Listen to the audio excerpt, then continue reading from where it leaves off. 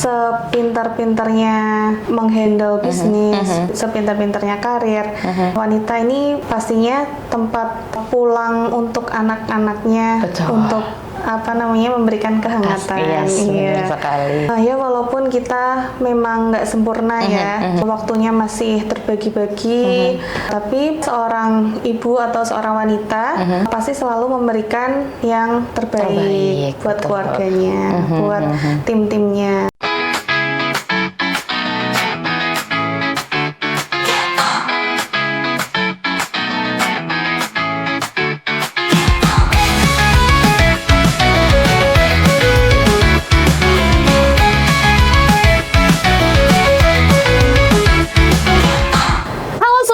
Selamat datang di Kepo, ketemuan terus nge-podcast. Tempat dimana kita ngobrol santai, tapi banyak banget insight yang didapat.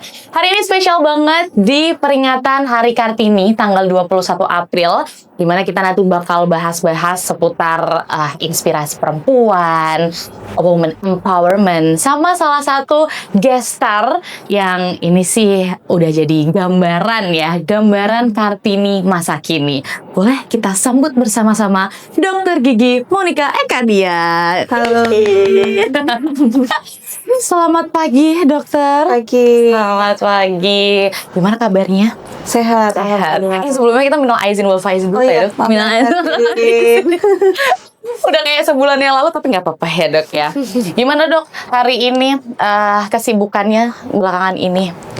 Belakangan ini alhamdulillahnya mulai ngurangin jadwal ya. Sebentar lagi kan mau launching. Iya, launching ini ya, generasi baru ya. Iya.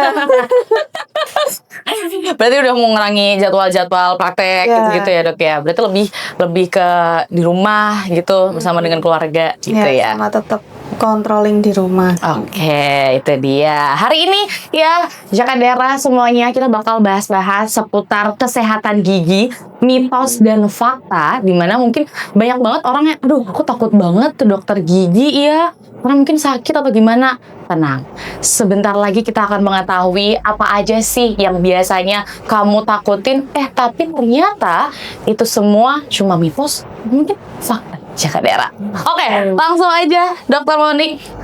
Sebelum kita berbincang-bincang lebih dalam lagi ya, kita pengen tahu dong background dari Dokter Monik sebelumnya gitu ya. Mungkin dari kecil sudah sering ke dokter gigi gitu ya, terus akhirnya memutuskan untuk kayaknya dewasa nanti saya mau deh menjadi dokter gigi. Awalnya itu seperti apa, dok? Iya, jadi kalau di keluarga saya kan alhamdulillahnya concern ya tentang gigi gitu. Terus waktu itu saya tuh di usia sekitar 5 tahun itu udah mulai diajak ke dokter gigi. 5 tahun tuh ya, dok ya. Terus habis itu check up aja. Terus waktu di usia sekitar kelas 1 berarti 6 tahun itu mulai nih ada perawatan. Cabut gigi gitu. Terus kok kayaknya seru juga ya. Tapi dulu dokter nggak takut ya untuk ke dokter gigi? Waktu kecil karena udah dikenalin sejak dini. Udah diedukasi kayak kita harus nih rutin ke dokter gigi gitu ya. Itu yang membuat dokter kayak ini seru ya kayaknya dari dokter gigi gitu ya. Tapi jujur aja nih, dok, kalau biasanya dokter gigi ke dokter gigi itu kan dokter gigi ke dokter gigi ya. Karena mungkin kita udah ngerti ya ada masalah apa, dan kita juga check up setiap 6 bulan ya. Betul. Jadi ya biasa aja nggak. Aku pikir tuh kayak aduh aku juga harus merawat gigi aku deg-degan deh. Enggak ya, dok? Enggak. Santai ya, dok ya. Itu berarti awal mulanya dulunya karena dari sejak 6 tahun ya, dok ya. 6 tahun udah sering bolak-balik ke dokter gigi, harus check up ya kan. Terus akhirnya mengencourage dokter Gigi Monica untuk menjadi dokter gigi. Kayaknya seru gitu. Terus dulu kan ngiranya seru ya, tempat kerjanya itu bersih. Iya bener. Dingin ya, dok. Tapi ternyata waktu pas masuk di dunia kuliah perkuliahannya Kok enggak? Apa salah jurusan? pernah ada rasa-rasa kayak gitu, Dok? Iya, jadi waktu Ragu-ragu pas gitu. itu waktu kan ngerasa apa ya, kayak ternyata materinya itu aku kira cuman gigi aja. Oke, Wah, ternyata enggak, Dok? semuanya, semua, iya jadinya. Dan kan lama ya sekolah dokter gigi itu, Betul. 4 tahun buat sarjananya, dan itu belum selesai. Terus nanti masih ada koas 2 tahun. Itu Banget ya. Terus terus alhamdulillahnya di tahun 2000-an ya, itu udah selesai. Oke, berarti kalau bisa diibaratkan waktu kuliah itu sempat ada rasa kayak, aduh ini beneran nggak ya gitu. Ada rasa ragu juga ya ternyata ya, Dok ya. Wah, tapi ternyata dari rasa ragu itu dilawan sama Dokter Monik, dan sekarang ya Jaka Daerah, kalau kamu tahu dental care terhits se-Solo Raya. Yes, punyanya Dokter Gigi Monika Ekaria. Asik. Ada banyak banget cabangnya ya, tersebar di seluruh kota Solo dan sekitarnya ya, Dok ya. Dan kalau ngomongin soal bisnis dental care, ini kan banyak banget ya Gigi Go cabangnya ya, Dok ya. Awal mulanya nih ya, boleh dong ceritain singkat dari mulai dokter praktek mungkin sendirian, terus sekarang punya klinik banyak banget. Itu Iya. gimana tuh? Awal mulanya ya. Awal mulanya itu sejujurnya belum ada kepikiran bikin dental care. Oke. Terus karena pengen mengaplikasikan ilmu kan. Jadi waktu itu kita roadshow. Oke. Roadshow-nya ke panti-panti asuhan. Terus sempat kerjasama sama PMI gitu. Terus jadinya ke pondok-pondok pesantren. Nah, kita ngedukasi, terus check up. Oke. Terus ternyata kasusnya itu banyak banget. Yang masih kecil tapi udah banyak yang gigi yang berubah. Gitu ya, oke. Terus kalau mesti kan tanya ya, udah pernah ke dokter gigi belum? Nah, kebanyakan itu belum. Belum ya, kayak ya udah aja gitu ya. Padahal itu udah SMP, SMA kayak gitu. Dan itu parah banget tuh. Maksudnya ininya masalah giginya. Oh iya. Nah, Setelah itu terus bilang, nanti doain ya, kalau semisal Dokter Monik punya klinik, nanti insya Allah free buat anak-anak yatim. Masya kayak gitu. Allah. Oke, itu awalnya. Terus setelah roadshow itu sekitaran 1 tahun kan setelah lulus jadi dokter gigi. Terus saya sama suami itu gimana nih kalau semisal kita punya tempat, kita nyewa tempat, terus kita beli 1 kursi dulu. Oke. Kamu dokternya, gitu. Suami, aku front office-nya di depan. Gemes ya kan, Rara. Itu salah satu contoh hubungan yang tidak toksik ya. Sehat sekali ya kan. Oke, awal mulanya gitu berarti dokter yang praktek, Mas Rio ini ya suami dari Dokter Monik ini yang front office-nya. Office-nya, kasirnya, CS-nya gitu. Keren banget. Terus habis itu dari 1 kursi gigi, terus sekitaran 6 bulan nih, kan kita ngelihat alhamdulillahnya rame ya, antusias itu, gitu. Jadi yang adik-adik yang sebelumnya yang saya periksa, yang dari panti ke panti, terus pesantren ke pesantren itu saya panggilin. Oke, ini sesuai janji dokter gitu ya. Ayo gitu periksa, terus ya yang lubang ditambal, terus yang Scaling terus antara gigi gitu-gitu. Terus dari situ dari mulut ke mulut, terus akhirnya rame.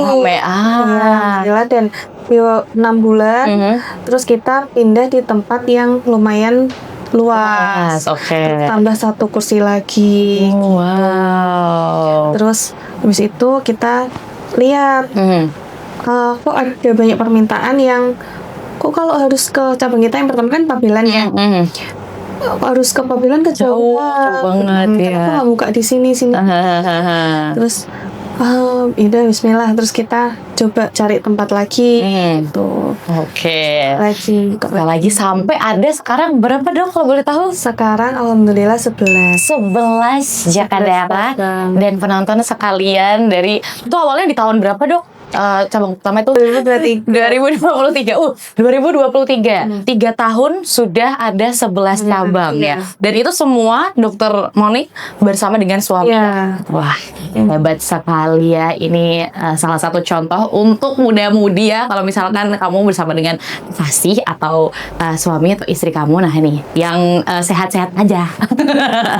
Oke, kalau tadi sudah cerita singkat sampai akhirnya punya 11 cabang. Tapi kalau ngomongin soal pasiennya nih dok, dari semua pasien yang pernah ditanganin sama Dokter Moni, ada nggak sih pasien yang kayak saking deg-degannya itu tuh sampai susah banget ditanganin kayak wah ini harus digimanain ya, mungkin anak kecil, mungkin malah yang udah dewasa saking deg-degannya tremor atau gimana?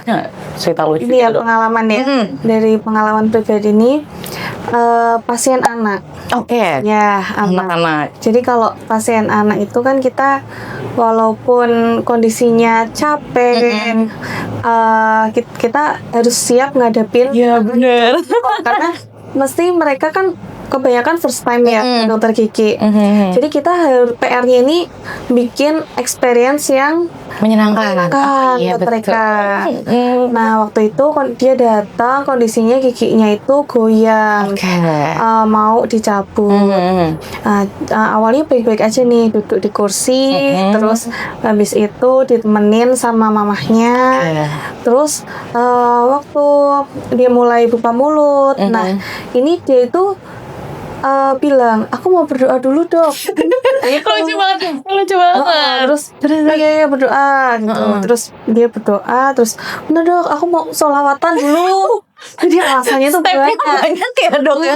Iya gitu. Terus habis itu ayo lagi. Terus lihat itu apa dok, ini apa dok. Jadi semua alatnya di absen. Di absen ya. Iya. Terus yaudah ayo senden lagi gitu. Bentar dok. Iya. Dia pintar loh. Kalau saya waktu kecil nggak kepikiran kayak gitu. Jadi dia tuh nyari berbagai alasan biar sekitaran 1 jam itu. Terus saya izin ke mamahnya, ini boleh nonton handphone nggak? Atau biar dia fokus. Iya. Atau dia suka main apa gitu. Terus waktu itu dia nggak mau nonton. Terus akhirnya karena di Gigiku ini kan kids friendly ya, jadi setelah pasien perawatan itu ada kita ngasih bingkisan kecil. Nah saya pancing mainan itu. Jadi sambil bacain buku di dalam ruangan sambil mainan. Terus akhirnya dia mau. Ini nanti mainannya dibawa pulang, bukunya dibawa pulang gitu. Iya, deh kalau gitu. Akhirnya dia mau jalan dengan lancar. Tapi kan ngerayunya 1 jam sendiri. 1 jam. Padahal sebenarnya perawatannya itu juga cuma bentar ya. Hitungan detik kan udah goyang. Tinggal dicabut udah selesai ya. Iya juga lucu banget. Itu menjadi salah satu yang kayak wah berarti kalau menangani anak-anak treatmentnya harus seperti ini gitu ya dok ya. Itu yang paling susah berarti dok. Iya, lumayan. 1 jam loh ya. Iya makanya itu untuk anak-anak. Tapi sebenarnya apa sih dok? Kenapa menurut dokter ini orang-orang tuh banyak banget yang takut banget gitu ke dokter gigi? Salah satunya adiknya tadi, mungkin dia juga cara untuk menenangkan dirinya dengan kayak gitu, nanya terus, nyelimur kemana-mana gitu. Mungkin orang dewasa juga pasti ada rasa deg-degan sendiri. Apa yang menurut dokter kayak kok orang-orang ini takut banget ke dokter gigi gitu? Jadi waktu sebelum ada Gigigo itu kan, ini yang tadi sempat roadshow itu, aku sama Mas Rio bikin 3 alasan orang takut. Jadi yang pertama itu karena takut dokter giginya. Serem ya. Dokter giginya galak nggak ya gitu ya. Terus suasana ruangannya juga kan. Nah makanya kita mengemas Gigigo ini yang warna-warnanya itu juga nggak polos. Iya benar. Nggak terkesan apa ya, putih polos terus tegang gitu kan. Kayak di apa namanya ruang periksa banget gitu ya kan kalau putih Iya. itu. Iya. Terus yang buat anak-anak kita juga nyediain mainan gitu. Oke. Terus alasan yang kedua ini karena males antri. Oh, Iya kan? ya. Kayak Lama banget. reservasinya udah dari lama terus masih ngantri gitu ya. Nah, makanya di Gigigo ini sistemnya sistem reservasi. Oke. Jadi kamu bisa ke dokter hari apa, gitu. Mau jam berapa, itu bisa request. Oke. Gitu. Terus yang ketiga ini mahal. Nah, ya stereotipnya banyak ya di luar sana. Pasti mahal banget deh ke dokter gigi gitu ya kan. Mahal. Jadi kita ngasih kemudahan di Gigigo ini bisa pakai sistem cici. Aduh, itu dia untuk kita anak cuan itu ya. Oke. Yang bikin ganjalan-ganjalan itu kita coba sisihin. Oke. Jadi itu ada sistem-sistem yang akhirnya dibuat di Gigigo untuk mempermudah orang-orang supaya nggak takut lagi ya. Nggak ada alasan lagi untuk kamu tidak ke dokter gigi gitu. Asik, udah dijelasin tadi 3 alasan, ternyata udah dari lama ya dok ya. Udah dari lama. Oh ternyata ada 3 alasan kenapa orang-orang ini tuh takut ke dokter gigi. Dan ya 3 alasan itu benar adanya Jaka Dara. Saya benarkan semuanya. Oke, kita lanjut lagi karena hari ini bertepatan juga dengan Hari Kartini Dokter Monik, dan salah satu yang mungkin gambaran juga ya Kartini modern masa kini adalah perempuan-perempuan yang bekerja tapi juga masih menghandle yang lainnya seperti Dokter Monik. Dokter Monik ini juga ibu rumah tangga pastinya ya dok. Pastinya berapa dok sekarang? Ini mau 4. Bayangin Jaka Dara 4. Berarti ini 3 jalan 4 ya dok ya. Sekarang juga sedang mengandung Jaka Dara. Terus juga mempunyai dental care banyak banget 11, bisa dibayangkan pusingnya Dokter Monik. Terus yang terakhir juga aktif dalam berorganisasi di Keep Me Ladies Club. Ini ketuanya loh Jaka Dara. Sih. Jadi memang gambaran Kartini modern masa kini tuh ya ada di Dokter Monik juga gitu. Tapi sebagai perempuan nih dok, karena kan banyak banget tadi ya yang harus di-handle gitu ya sama Dokter Monik. Menurut dokter di dunia medis, bisnis gitu kan, dan juga organisasi, tantangan yang selama ini kayaknya ini besar banget deh yang aku hadapi gitu. Menurut Dokter Monik apa dok? Tantangannya ya? Tantangannya itu ngatur waktunya. Iya bener ya dok ya. Ngatur waktunya itu. Ngatur waktunya harus pintar-pintar. Mana yang harus didelegasikan, mana yang harus kita hadir, mana yang kita prioritasin dulu. Betul, itu ya dok ya. Waktunya. Ya. Tapi kalau waktu sendiri dokter biasanya pagi nih ya kan, udah nih dari rumah ya, rumah ngurus segala macam, terus habis itu habis itu kita ngusahain buat ngantar sekolah anak. Oh iya, 3 lagi. Satu sekolah yang sama dok? Beda. Oh nah itu dekat rumah, ada yang dekat cabang-cabangnya gitu. Nah, kayaknya itu emang ini ya taktiknya ya dok ya. Jadi nanti kalau semisal jadaan ada acara apa, biar ada yang enak ya. kalian mampir ke cabang. Oh iya bener. Oke, abis itu setelah itu ngantar anak, terus nanti mulai pasien ngambil jadwal jaga praktek. Terus nanti anak-anak kan pulangnya siang. Terus aku ikutan pulang. Jadi jemput mereka. Terus nanti di sore ya nanti nemenin belajar. Terus kadang sore juga mulai ngurus organisasi biasanya kan atau komunitas tadi. Biasanya kumpul-kumpulnya itu sore. Ini ya apa menyesuaikan jadwal mam-mam juga ya. Mami kan sore udah mulai longgar ya dok ya. Oke, berarti memang pembagian waktunya sudah paten ya setiap harinya ya dok ya. Pagi ke sore, malamnya tinggal istirahat. Kayak gitu Jaka Dara. Tapi dari Dokter Monik sendiri tadi kan memang banyak banget yang di handle ya kan sebagai seorang perempuan dan ibu rumah tangga dan juga pebisnis dokter gitu. Pesan dari Dokter Monik untuk perempuan-perempuan di luaran sana yang juga bisnis dan juga di rumah tangga bekerja. Luar biasa buat ngatur waktunya ya. Jadi apa namanya, sepintar-pintarnya menghandle bisnis, sepintar-pintarnya karir, itu wanita ini pastinya tempat pulang untuk anak-anaknya, Betul. untuk apa namanya, memberikan kehangatan. Iya sih, betul sekali. Jadi ya walaupun kita memang nggak sempurna ya, waktunya masih terbagi-bagi, tapi seorang ibu atau seorang wanita pasti selalu memberikan yang terbaik buat keluarganya, buat tim-timnya gitu. Dan segala sesuatu yang datangnya dari hati pasti akan kembali ke hati juga. Asik, itu dia. Bener-bener ini ya, daging banget Jaka Darah dan teman-teman semua. Tapi bener apa yang dibilang sama Dokter Monik, kalau misalkan kamu di luaran sana udah karir segala macam bagus ya, jangan lupa untuk pulang ke rumah juga. Karena tadi bener, salah satu apa namanya, sekolah pertama untuk anak-anak ya, itu dari ibu pasti. Aduh, jadi kangen sama ibu. Oke dokter, terima kasih untuk pesannya. Kita lanjut lagi. Ini ada beberapa pertanyaan dari netizen.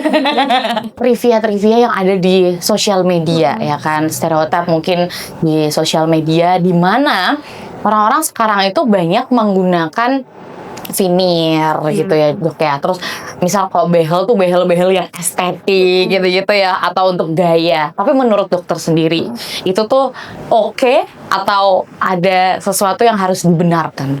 Silahkan. Perawatan estetik ya, terutama veneer sama behel. Yes. Jadi sebenarnya ini punya indikasinya masing-masing. Veneer sebenarnya buat apa, terus behel sebenarnya juga buat apa. Cuman yang perlu ditekankan di sini, mau kasusnya seperti apa atau indikasinya seperti apa, bagusnya ini dilakukan oleh yang tenaga ahli atau yang profesional. Berarti jangan tergiur sama maaf yang mungkin kurang profesional. Jadi tetap balik lagi ke dokter gigi gitu. Iya, tapi sebenarnya nggak apa-apa berarti ya dok, tapi harus ditangani oleh profesional aja. Obat kumur itu tuh sebenarnya penting atau cuma gimmick aja dok? Kadang tuh kan orang-orang kayaknya kumur kalau pakai air ini mengalir aja tuh kayak kurang fresh gitu ya. Terus obat kumur yang dijualan di pasaran sana gitu. Itu sebenarnya memang benar adanya atau itu teknik marketing atau gimmick aja? Kalau obat kumur itu sebenarnya kayak opsional ya, boleh dipakai tapi nggak boleh keseringan.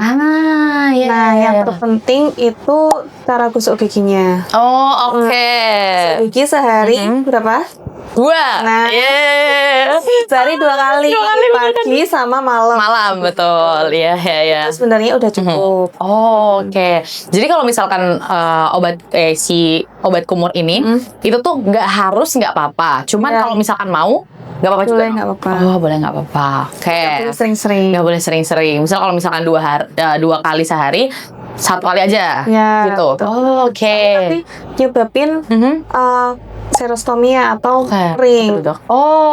Kering di mulutnya.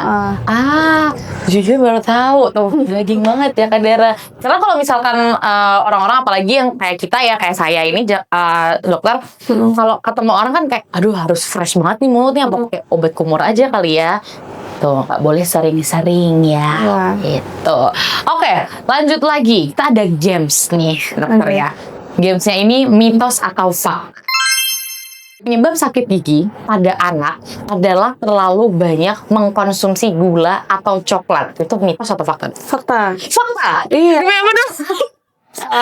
Kalau sering makan makanan yang mengandung zat kariogenik atau yang manis-manis tadi, tinggi gula, itu kan nempel ya ke lapisan gigi. Itu yang nyebabin cepatnya karies atau gigi berubah. Ternyata bener ya. Kalau misalkan mami-mami bilang jangan makan coklat, jangan makan gula, nanti ambong atau gimana gitu, ternyata bisa ya dok ya. Ternyata betul Jaka Darah aja. Jadi jangan salahkan mama kamu.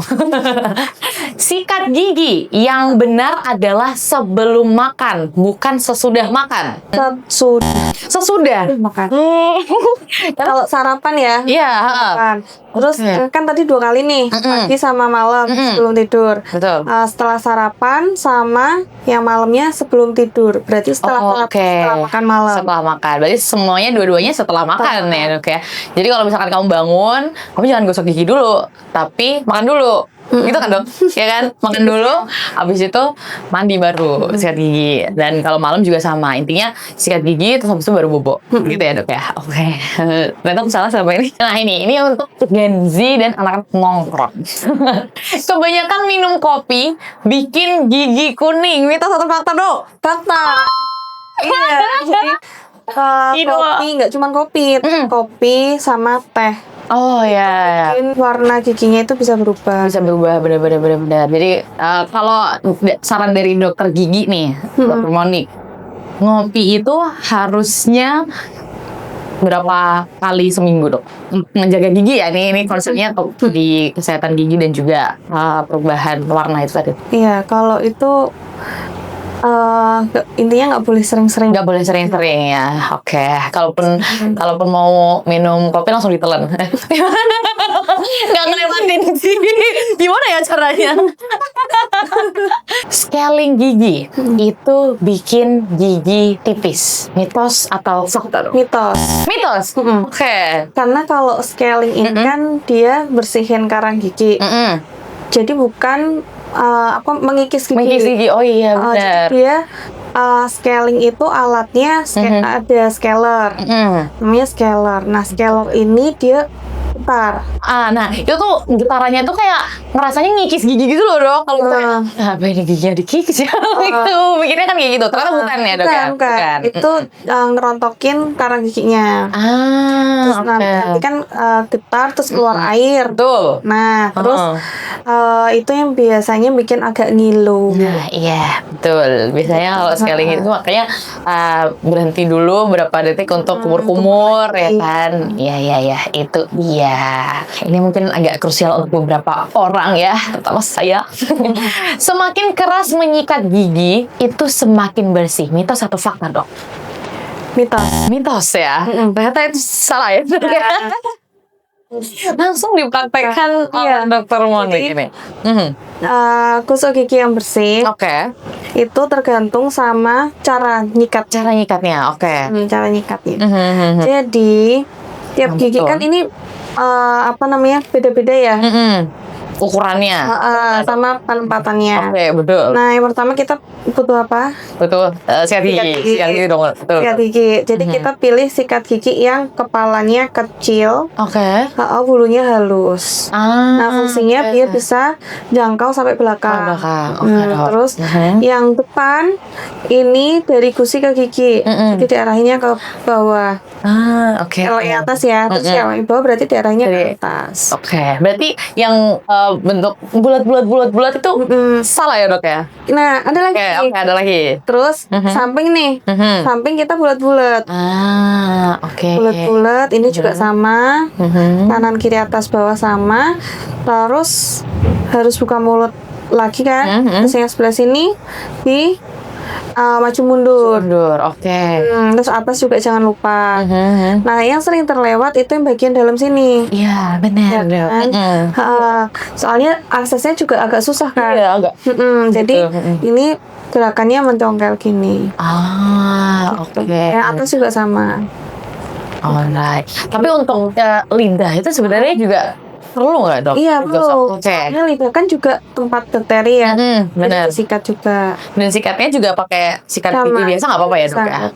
Terus kalau kita gosok giginya terlalu kencang, itu nanti bikin abrasi. Abrasi itu giginya kayak terkikis gitu di antara gigi sama gusi. Benar-benar. Karena saking kencangnya itu ya, Dok ya, akhirnya mengikis si gigi. Ibu hamil tidak boleh ke dokter gigi. Ini juga ada stereotip di luar sana ya, Dok ya?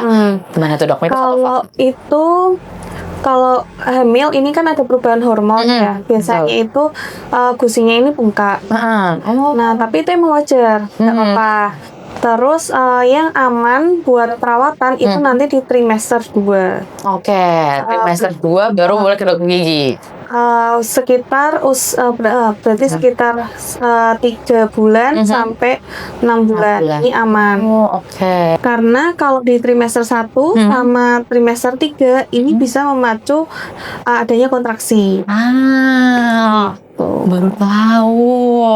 Jadi ternyata ada waktu-waktunya tersendiri untuk ibu yang sedang mengandung ya, Dok ya. Dan itu pun juga perawatannya nggak bisa banyak. Karena kan kalau ibu hamil nggak boleh terpapar sama ronsen. Terus sama nggak boleh perawatan yang terlalu kompleks juga. Nah, bagusnya sebelum nikah atau sebelum hamil ini kita check up ke dokter gigi setiap 6 bulan sekali. Tuh, aku sampai hafal Jaka Dara. Oke, itu sudah semua mitos dan fakta benar-benar dibabat abis ya sama Dokter Monik, dan semuanya semoga menjadi manfaat juga untuk kamu ya Jaka Dara. Jadi lebih tahu ya mitos dan fakta dan kesehatan gigi, cara gosok gigi yang benar ya Dok ya. Oke, sebagai closing nih Dok, boleh dong kasih tahu ke Jaka Dara dan semuanya gitu ya. Menurut dokter, perempuan yang baik itu perempuan yang seperti apa Dok? Silakan. Perempuan yang baik atau wanita yang baik ini yang punya porsi masing-masing. Jadi punya penempatan yang sesuai sama passionnya, bakatnya, dan yang diminati. Betul, itu dia Jaka Dara. Aduh, terima kasih sekali lagi dokter ya atas waktunya. Jujur ini benar-benar jadi hari yang spesial karena bertepatan dengan Hari Kartini dan kita ngobrol-ngobrol seputar women empowerment dari sosok atau inspirasi juga untuk banyak orang ya Dok ya. Semoga ini juga bisa bermanfaat untuk Jaka Dara dan yang nonton sekalian. Semoga nantinya juga kita bisa menjadi perempuan seutuhnya. Terima kasih dokter. Selamat Hari Kartini.